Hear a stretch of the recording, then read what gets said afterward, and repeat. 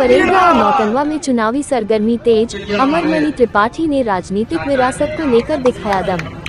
फरेंदा नौतनवा महाराजगंज उत्तर प्रदेश के महाराजगंज जिले में आगामी चुनावों को लेकर सियासी हलचल तेज होती जा रही है। नौतनवा के साथ साथ अब फरेंदा विधानसभा क्षेत्र में भी चुनावी गतिविधियां अपने चरम पर हैं। इसी कड़ी में पूर्व मंत्री अमरमणि त्रिपाठी एक बार फिर से सक्रिय नजर आ रहे हैं। वे अपनी राजनीतिक विरासत को सहेजने और इसे आगे बढ़ाने के लिए पूरी ताकत झोंकते दिख रहे हैं।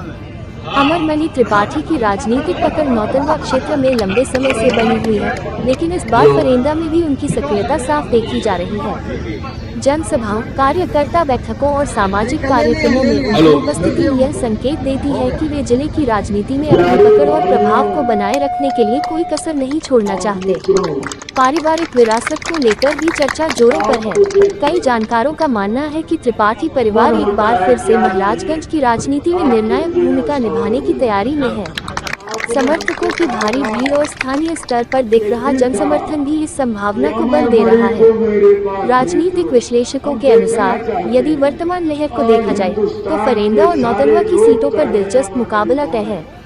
एक ओर जहां पारंपरिक दल अपनी जमीन बचाने की कोशिश में है, वहीं दूसरी ओर पुराने सियासी चेहरे अपनी विरासत को नए अंदाज में पेश करने की रणनीति पर काम कर रहे हैं। चुनावी मौसम में त्रिपाठी की बढ़ती सक्रियता ये संकेत देती है कि वे सिर्फ अतीत की राजनीति पर नहीं, बल्कि वर्तमान समीकरणों के अनुरूप रणनीति बनाकर आगे बढ़ रहे हैं।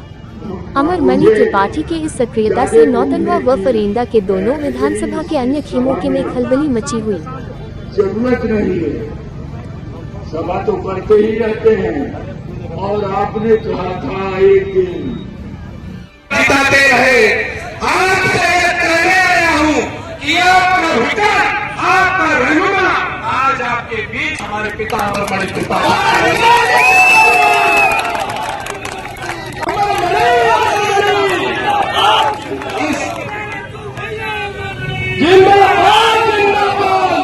इस क्षेत्र, इस जनपद के भविष्य के लिए, विकास के लिए अमरमणि त्रिपाठी। आज हिंदुस्तान के सारे लोग कह रहे हैं अमरमणि कौन है, उसको देखना चाहते हैं। आज अमरमणि यहाँ आए हैं, वो मेरे बेटा है, मेरा नाती है ये अमन, तो भी वो अमरमणि के तो करवा दे जाएगा। आप आज उनका दर्शन करने इतना ही कह रहे हैं, और मुझे ज्यादा बोलने की यही इस सभा में जरूरत नहीं है। सभा तो करते ही रहते हैं, और आपने कहा था एक दिन, उसके लिए आपको लग के परिश्रम करके हमारा सहयोग और हमारे परिवार का सहयोग करना पड़ेगा। अभी हम लोगों ने देखा, आए हैं अमन जी, हमारे चाचा जी भी आए हैं। हाँ, वो सामने ही गाड़ी में बैठे हुए हैं, तो वो अधवस्थ हो गए, थोड़ा रिटायरमेंट की तरफ आगे बढ़े।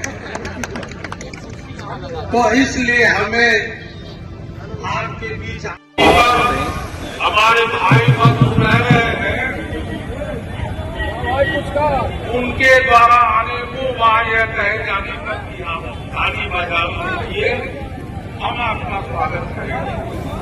सही में हमारे मित्रों की धरती है, हम आपसे रूबरू हो रहे हैं, हमारे को आ रहे हैं नहीं।